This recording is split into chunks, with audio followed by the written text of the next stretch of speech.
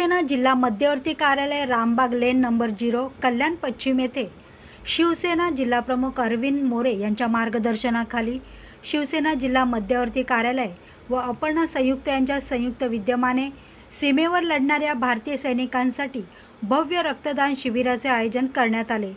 यावेळी अनेक युवा नागरिकांनी रक्तदान शिबिरात रक्तदान केले। यावेळी प्रमुख उपस्थिती जिल्हा प्रमुख अरविंद मोरे, माजी नगरसेविका अस्मिता अरविंद मोरे, उपजिल्हा प्रमुख युवा सेना अभिषेक अरविंद मोरे, शिवसेना अल्पसंख्याक विभाग कल्याण पश्चिम शहर अध्यक्ष फहीम शेख, उपाध्यक्ष शफीक खान व इतर पदाधिकारी कार्यकर्ते तसेच परिसरातील नागरिक मोठ्या संख्येने उपस्थित होते।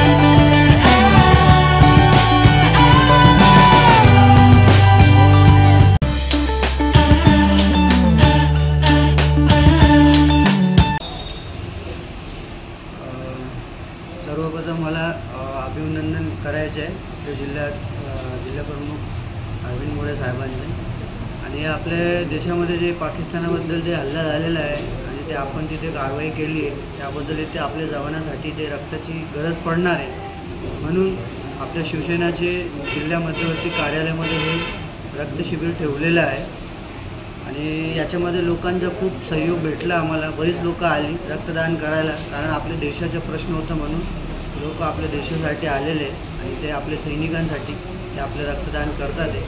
त्याबद्दल मला पण खूप म्हणजे हे खुशी झालेली आणि ते साहेबांचं पण मी अभिनंदन करतो आणि असंच कार्यक्रम करत राहावं आणि आपल्या शिवसेनेचं जे नाव आहे ते पुढे घेत जाऊ आणि ते आपल्या पक्षाला परत मजबूत करून पुढे घ्यावं। भारताच्या सार्वभौमत्व हल्ला करणारे पाकिस्तानमध्ये अतिरेकी यांनी बेलगाव येथे जर हिंदू लोकांना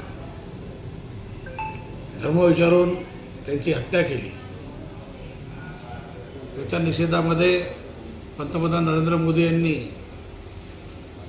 पाकिस्तानचं लाहोर, कराची, रावळपिंडी, पेशावर संपूर्ण पाकिस्तानवर हवाई हल्ले करून पाकिस्तानचं कंबरड मोडलं।